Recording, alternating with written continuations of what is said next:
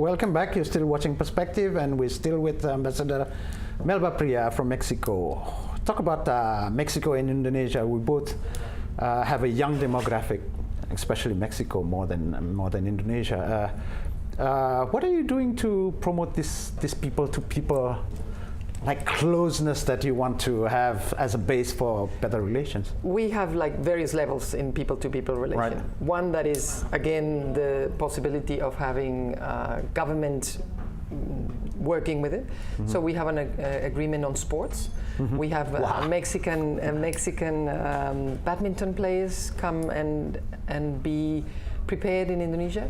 We are working on a possibility of having Indonesian football players going to Mexico, or teams. There'll be a lot of interest there.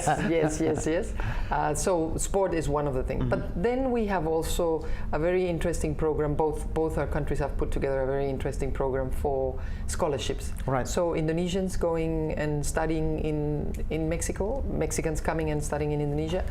For the time being, we have 8 Mexicans studying in Indonesia. You have 2 Indonesians studying in Mexico. Very interesting what happens, because Mexicans come to Indonesia and study photography, right, culture, right, dancing. I'm very amazed to have a Mexican, I mean the size of me, and very dancing. Mexican, dancing like a Balinese, and I say like, okay. Or you have them playing the gamelan. Right. Things like that.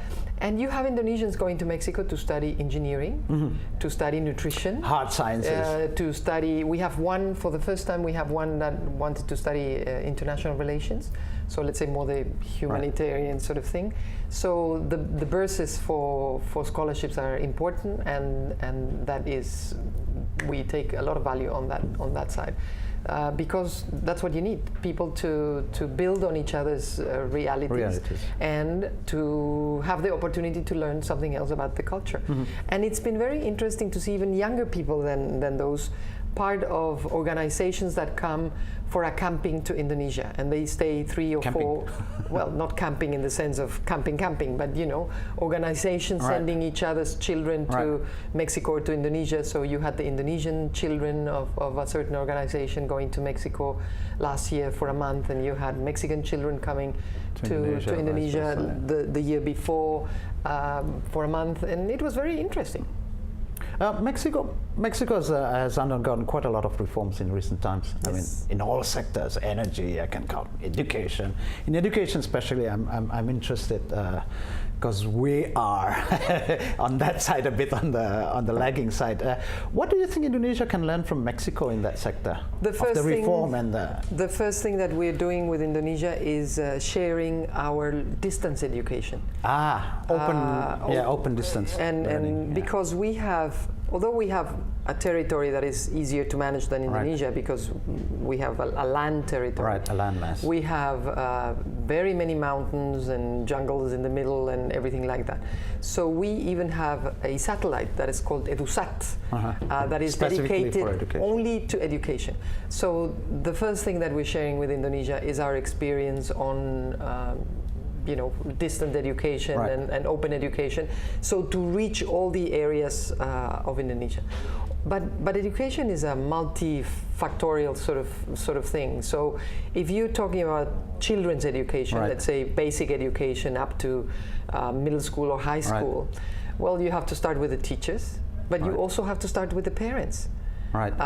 In a way, children are the third player in these equation, because if you don't have a good infrastructure of teachers and of schools and all of these, and you don't have parents that actually support and are part of the school process, then the child will be lacking an important that part. Is interesting. What do you do in Mexico? Well, we have the parents coming to the school, and the parents being part of the process. There are sites for the parents to follow up with.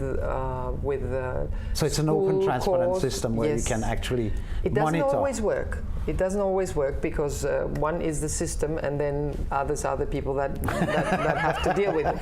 But of course, what we say is, if we want to have a richer education and better capacity for our children, right, you have to have in a way, these equation where you have teachers, infrastructure, all the technology put to their service. To facilitate. You have teachers that have to be able to reach the technology as fast as the children, because the children are reaching technology much faster than the children. Yes, they are. But you also have to have parents that, if they don't come to school, because you and I are working, can we go to school every time? We cannot. But we can be at home even midnight saying, well, what happened to my child in school today, or what is he or she looking at for whatever there, and then the children. Right. And then the children, because the children are only there because we decided that they had to go to school. Right. And this has been what? It's recent, or it's been let's say it's modernizing itself as we go. Also in our reforms, it was important to see who can be a teacher and who cannot be a teacher. That's a very good question. And how to give the tools to the teachers to be teachers, but to want to be teachers. Right. Not because that's the only thing they have to do. Right. But actually that they like to being teachers and they want to be teachers. Okay. We'll come back again after the break.